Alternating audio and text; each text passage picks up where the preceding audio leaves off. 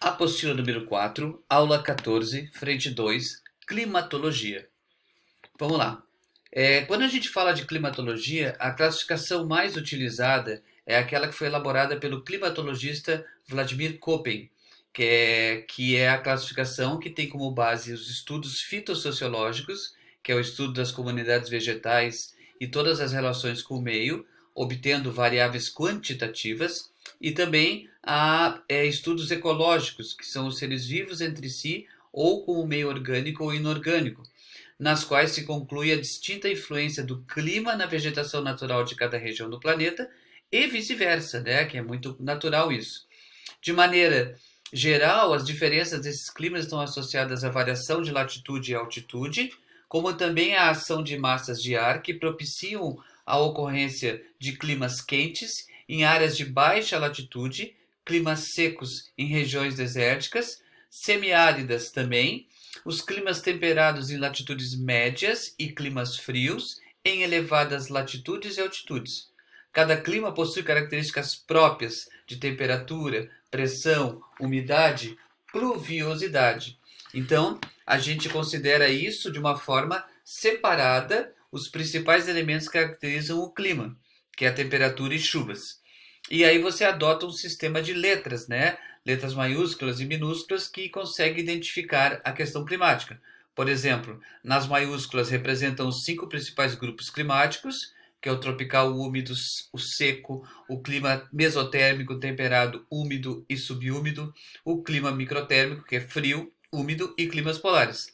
A segunda letra sempre indica a quantidade de chuvas e a terceira é pela temperatura. Então, por exemplo, o clima de Santa Catarina é C, que é mesotérmico, F, que é sempre úmido, e no Planalto, nas planícies litorâneas e lá no oeste é A, verão quente, e no Planalto é B, verão temperado. CFA, CFB é o clima de Santa Catarina.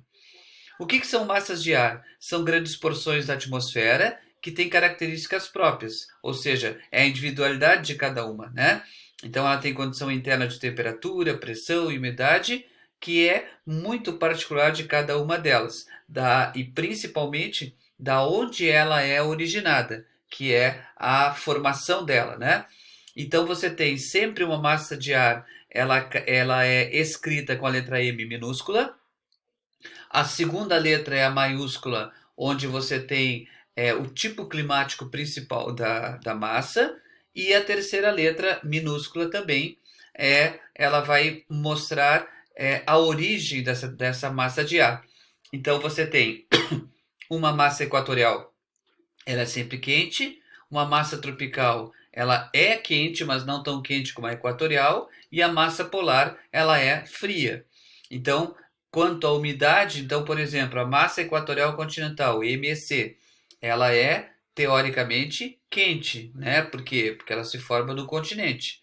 A massa equatorial atlântica, ela é úmida, porque ela se forma no Oceano Atlântico.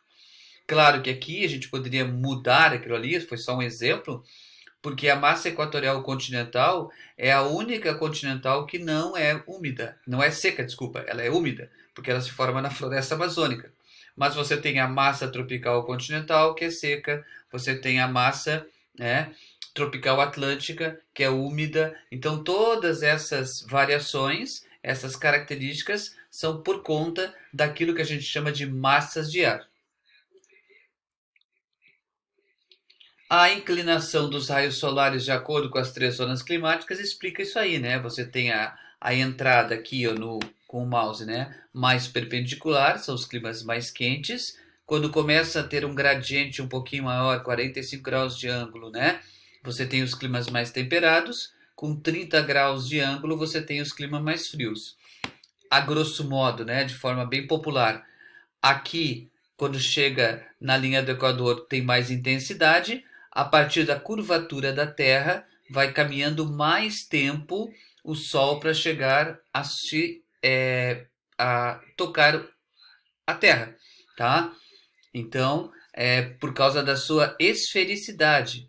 Então, a Terra é plana? Sim, a Terra é plana, né? Por causa disso, você também sabe que o Sol chega com menos intensidade, porque ele caminha um período maior do que na linha do Equador e chega bem menos intensidade ainda nos polos, que caminha um longo percurso até chegar no Polo Norte.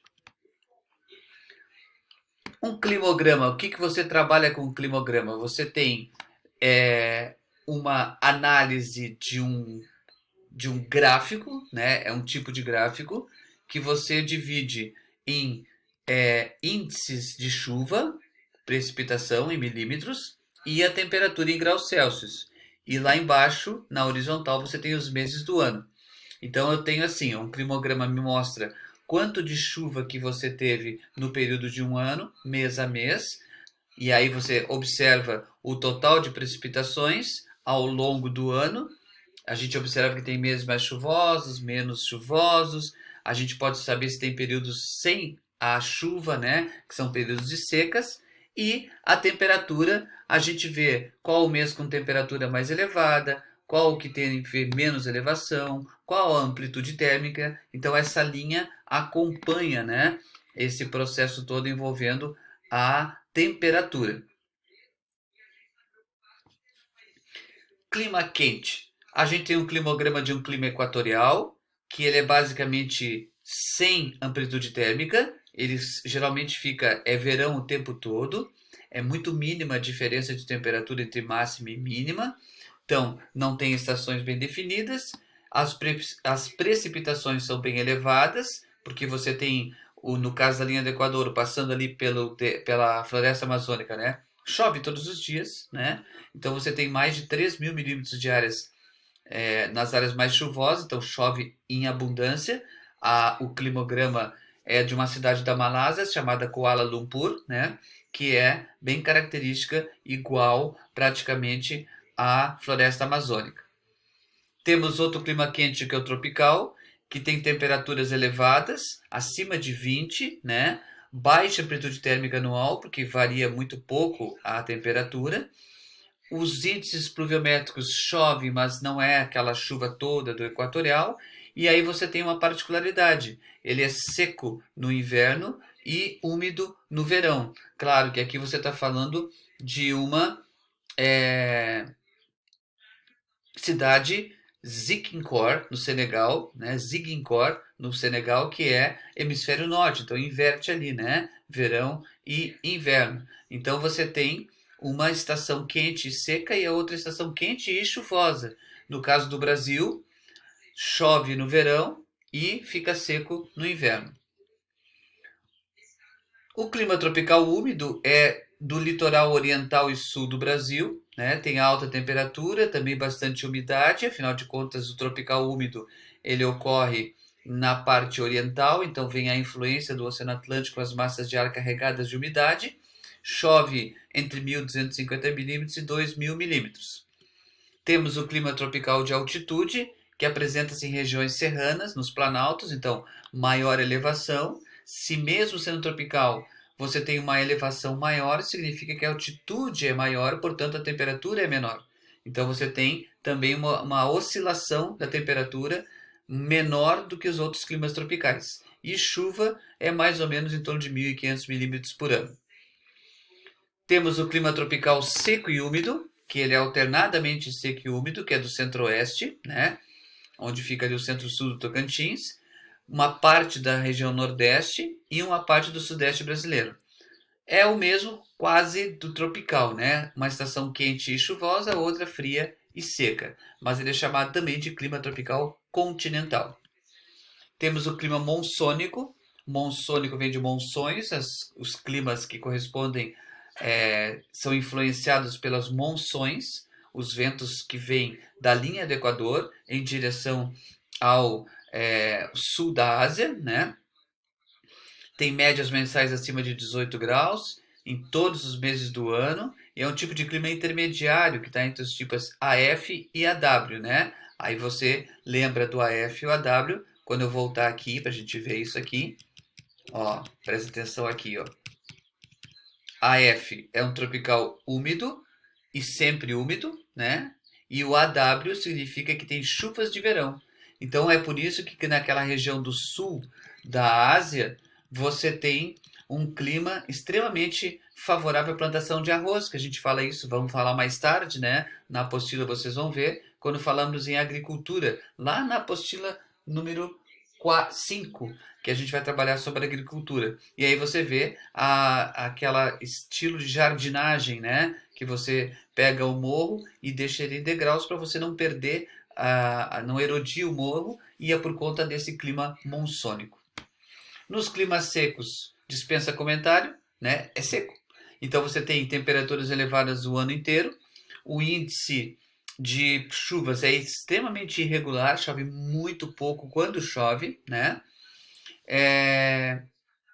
São marcados pela ocorrência de secas, não é mela como está no slide, foi um erro de digitação, né? E você tem uma amplitude térmica diária bem grande, porque faz muito calor durante o dia e muito frio durante a noite, né? Que é a característica de Uluru, que é na Austrália, o deserto australiano. O clima desértico tem características um pouco diferenciadas, né? Então, faz 40 graus de dia e à noite pode cair para 5 negativos, então uma grande amplitude térmica. 30% é a média da umidade do ar, então chove muito, mas muito pouco mesmo. E são típicos de regiões tropicais e subtropicais, né? É chamado de clima árido, né? Então ali Cairo, no deserto, bem próximo ao deserto do Saara. O clima semiárido corresponde a um dos tipos de clima que apresenta longos períodos de estiagem, como a gente tem característica do Nordeste brasileiro. Aqui você tem a cidade de Cabaceiras, na Paraíba, né? Ali embaixo você vê que chove bem pouquinho, então tem baixa umidade, alta temperatura, portanto tem baixo índice pluviométrico. As chuvas são muito irregulares e escassas, só chove ali quando tem laninha, tá? Pouca variação de temperatura e solo muito pobre em nutrientes. Porém, ele é rico em minérios, tá? Porque ele sofre muita ação do sol, que é a laterização. Os climas mais amenos são chamados temperados. O primeiro é o continental, né? Que é um inverno seco e frio, temperaturas inferiores a 0 grau. Os verões são quentes e são temperaturas acima dos 20, então tem uma grande amplitude térmica, dá para ver pelo climograma ali, né? São somente duas estações, verão e inverno. O outono e a primavera passam bem desapercebidos. Nos climas temperados oceânicos, você tem como característica temperatura média amena durante o ano, então não aumenta muito a temperatura. O verão é entre 15 e 20 graus, então bem fresquinho. Inverno com temperatura superior a 5 graus. Não tem temperatura negativa no inverno, por causa da maritimidade, ou temperado oceânico. Quanto mais umidade, menos frio você tem, ou frio intenso pelo menos. Não tem meses secos e chove durante o ano inteiro. No temperado mediterrâneo, as regiões são atingidas pelo clima temperado, tem um verão bem seco e um inverno suave e bastante chuvoso. Pelo climograma você vê isso. Não esqueçam que isso é no hemisfério norte, por isso que o verão é em junho, julho, né? E o inverno deles é janeiro e dezembro. Nos climas frios temos o clima polar, que é o mais legal de todos, né? Kajenssulfak, na Groenlândia, onde você tem longa temporada de inverno, chega a ficar 9 a 10 meses de frio. As áreas dessas regiões que vivem sob a influência do clima polar são chamadas de desertos frios. A temperatura pode chegar a 50 graus negativos, olha só que legal, né? No verão, os termômetros dificilmente passam de 10 graus, então quando chegar em 0, 2 graus positivos, você bota uma camiseta regata, né, para tomar um banho de sol, legal, tá mais quentinho, né? A temperatura na Antártida já chegou a 89,2 graus negativos, né? E faz frio durante 9 meses do ano, né? É muito característico da tundra, né, que fica congelada 9 meses do ano ali na região do Canadá mais setentrional. O clima de montanha tem a ver com a altitude. A umidade relativa do ar é bem elevada, porque no lado que bate o vento, onde não tem vento, ela cai para 40%, porque o vento vem carregado de umidade, né? Então sobe o morro, depois desce, quando desce, ele desce mais seco. Varia as chuvas entre 1.500 e 2.000 milímetros por ano, só que você sabe que nessas alturas aqui, a chuva geralmente vem em forma de flocos, né? Então é neve. É acima de 2.000 metros de altitude, tem a presença do gelo, ar é rarefeito, que é pouca quantidade de oxigênio, e não tem vida nenhuma, tá? Nem animal, nem vegetal. E você tem o El Niño e Laninha, que são chamados de anomalias, né? Um ano normal é quando você tem tudo como você tem na figura, no esquema 1 ali, né? O vento alise sopra em direção para a Indonésia, para a região da Austrália, tudo tranquilo. Quando tem o El Niño, os ventos vêm ao contrário. Desculpa, a circulação marítima vem ao contrário. Vem um deslocamento de águas quentes que vem ali da região da Indonésia, aquece a água na costa da América, então isso faz com que você tenha a criação de um maior índice de chuvas que traz para o continente essas chuvas, então o efeito El Niño. A gente vai falar isso mais tarde também. O Laninha é o inverso, né? O Laninha, ele vai, em vez de aquecer a água do Pacífico, ela resfria um pouco mais, né? Então, aqueles ventos que carregam água quente para o oeste ficam mais intensos.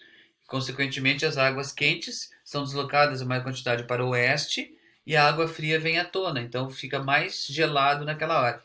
É aquilo que a gente chama de forte ressurgência da água fria. Dá para pescar bastante, né? Quanto mais frio, melhor. Aqui eu coloquei para vocês estudarem depois, né, os efeitos do El Niño e Laninha na agricultura brasileira, por região, né? É um gráfico que você senta, tem os slides tudo no Unimestre ou no Drive, né? Aí você dá uma olhadinha para fazer uma comparação, que eu acho que isso tem na apostila de vocês. Eu não me recordo de cabeça, mas eu acredito que tenha. Ou melhor ainda, né? Não tem, acabei de ver a apostila. Não tem isso aqui, mas é bom para vocês darem uma estudadinha nisso aí. Certo, galera? Então essa foi a aula número 14 da frente 2. Falamos sobre a segunda parte do nosso conteúdo de climatologia, né? Aula 14. Certo? Bons estudos. Tchau, tchau.